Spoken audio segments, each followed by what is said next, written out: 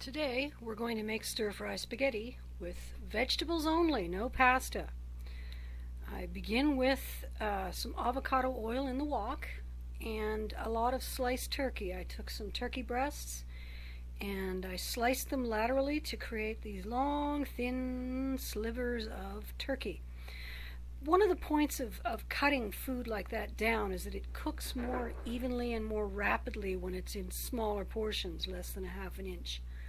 So I've cut these up into nice little slices, and as you can see, they're cooking up fine, and give them a few stirs. And while they're cooking, I'm going to go over to the counter and prepare what few vegetables there are to prepare. Most of the vegetables for this were prepared by the store. See, I've got a package of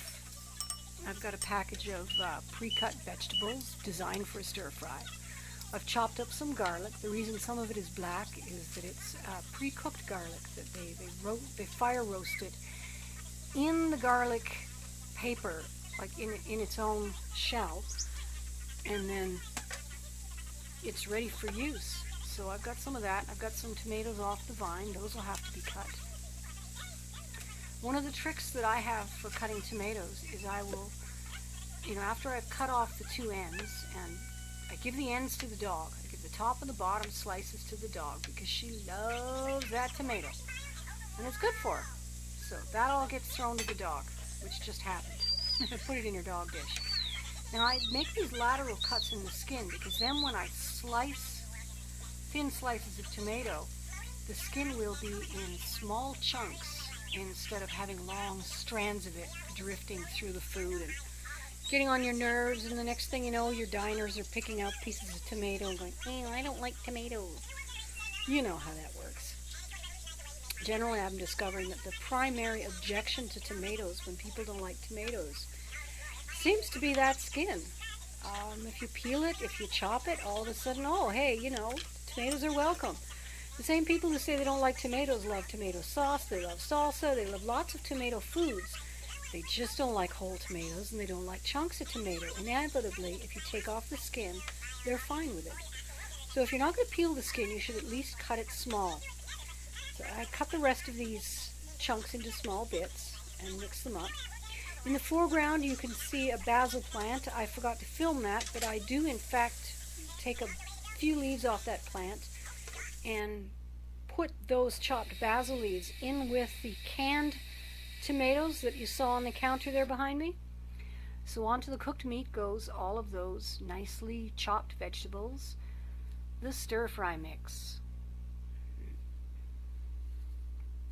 And that's a container of spiralized butternut squash, which is going to substitute for pasta.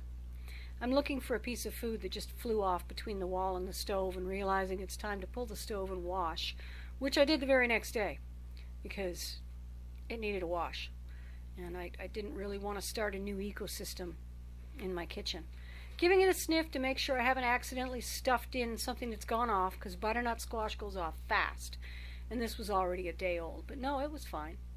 So I left that on top, put a lid on it, let it steam, because I didn't want to fry the squash. I wanted to steam it. So here's the basil and crushed tomatoes. I don't know why they call it crushed tomatoes and then canned sauce. That's what they did. Those are not crushed. Those are sauce. Well, granted, in order to get sauce, first you crush the tomatoes, but it doesn't look anything like the picture, that's for sure. But never mind, I was making spaghetti and sauce was on the menu, so I just went ahead with it. And the fresh basil, the fresh basil and the garlic, what a wonderful aroma was coming up from this.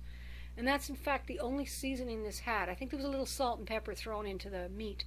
But for the most part, the basil and the tomato and the garlic were the dominant flavors of this dish.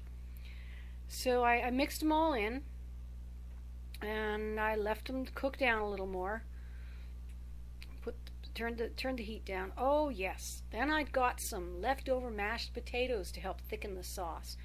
I don't use wheat flour around here, so if I want to thicken something, I have to use some other kind of starch. Tapioca starch, arrowroot starch. They're both very big ones for me, but some leftover mashed potatoes is a nice option.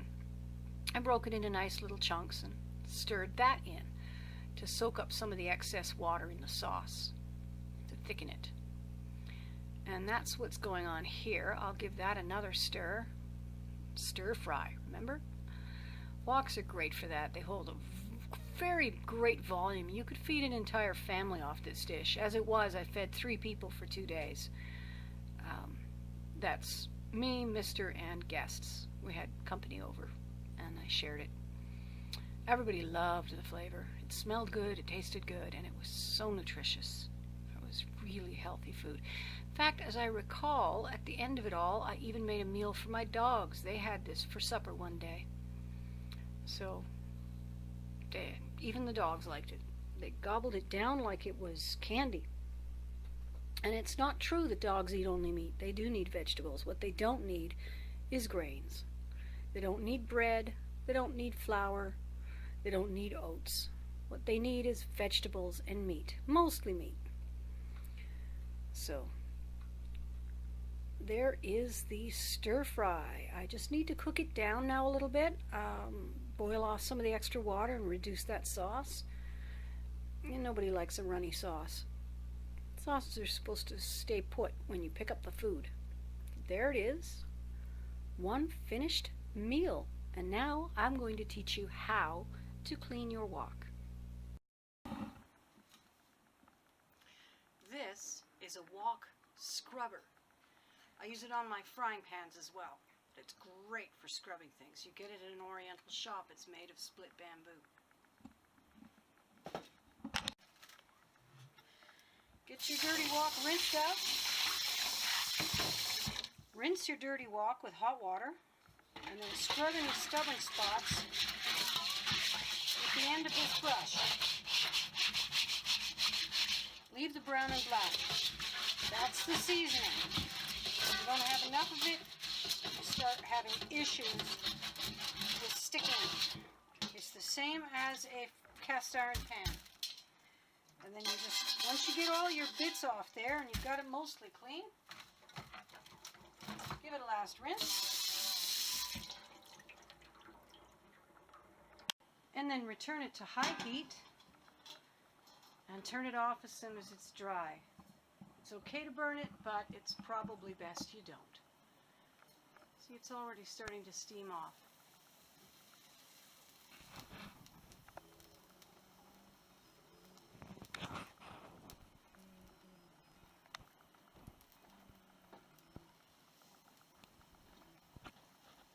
That's it. Put it away when it cools.